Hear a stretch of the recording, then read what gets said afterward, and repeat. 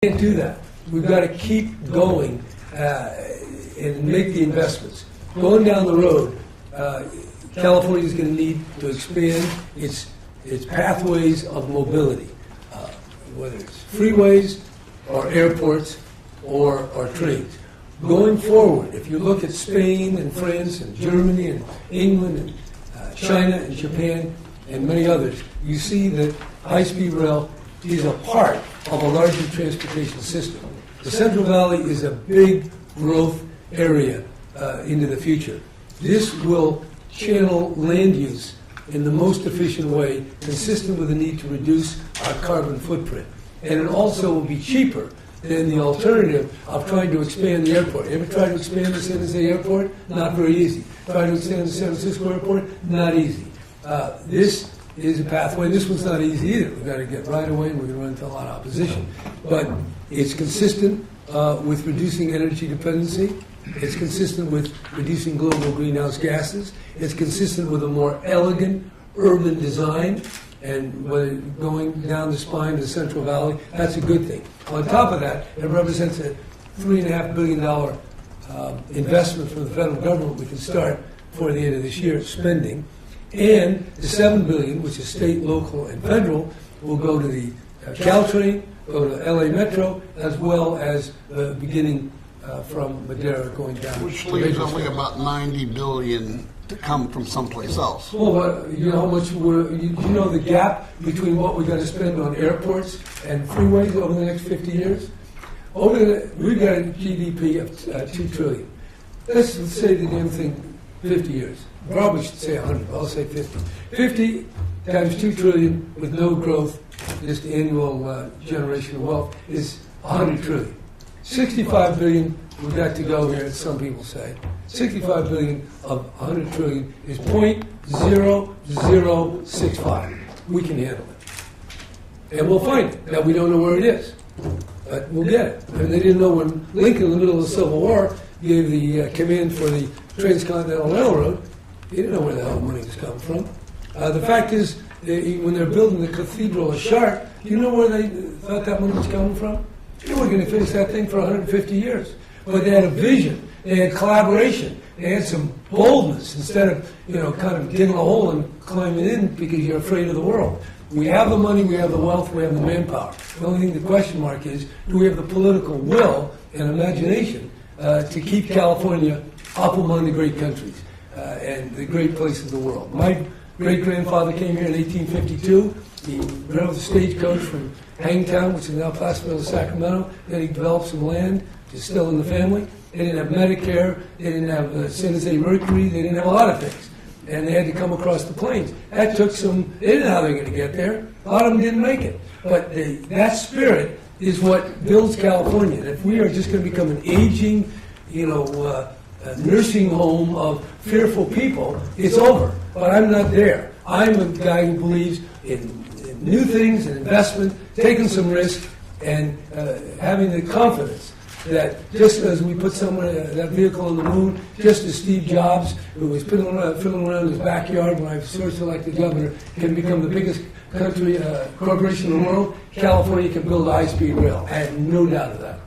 Even if it comes at the expense of education and all the other cuts that you No, it doesn't come from that at all because it's a bond issue. And we'll have to get the money. We'll be able to privatize part of it. After we get it down to Palmdale, we'll be able to get foreign investment because it is a moneymaker.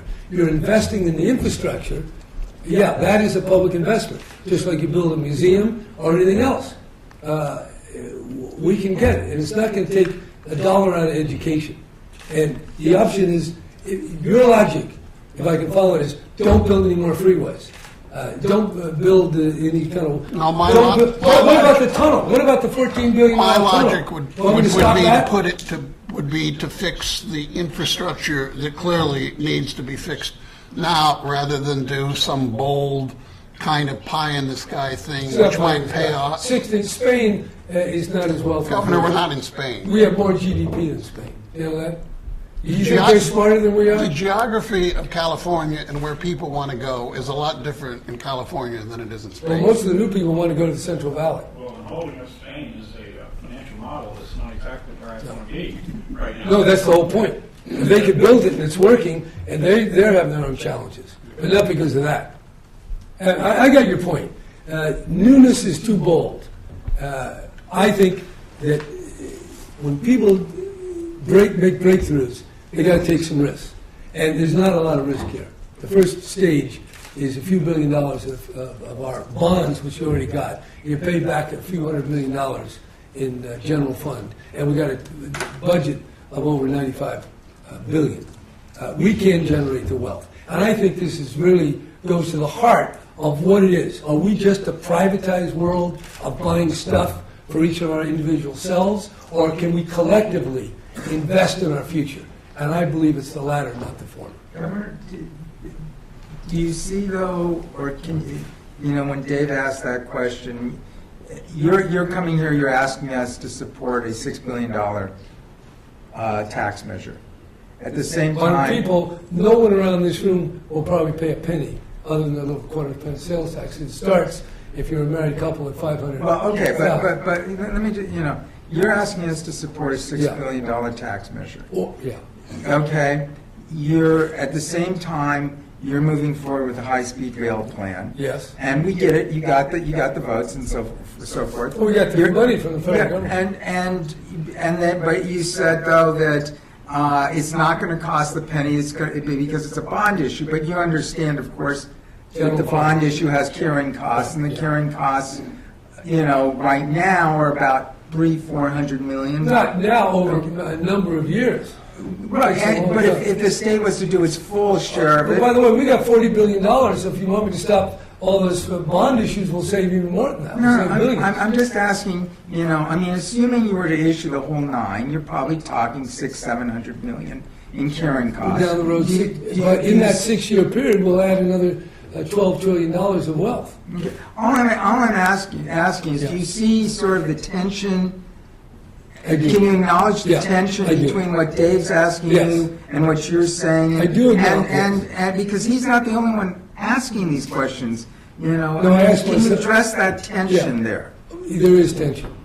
I acknowledge that. And I thought about it myself. I gave it a lot of thought, whether just to pull the plug and send the money back, like the fellow in New Jersey did. And then, but I decided on balance, when you got all these people out of work in the Central Valley, 24, some very high number, that when we have the federal government money, we have the bond issue, the people voted for it, we would go forward with phase one. And I thought about it. And the phase one, with the other parts of it, where we can help here at Caltrain, we can help at LA Metro, I thought on balance that this was a reasonable decision to make, and that's why I made it. Was it, 100%? No. Obviously, I thought about some of the same things that concern you, but I had to make a decision. Either I send the money back and end it, because there's not a thing where you can delay it or change it, like some of your local representatives thought. No, it's either go or no go. It's not. I wish it were I had a different set of choices. I only had one, and I thought, and we had that kind of investment. It is jobs, and I want to say that's part of the Democrat versus the Republican theme.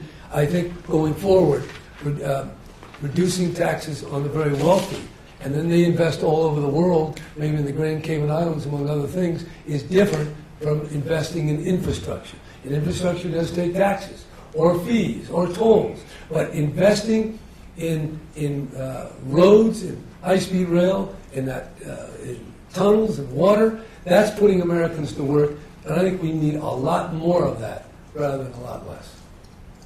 And I'm prepared to do whatever politically I have to do, including banging on the door of the White House to get continuing help. So another thing that have talked about as being essential to try to get another tax is pension reform. Yes.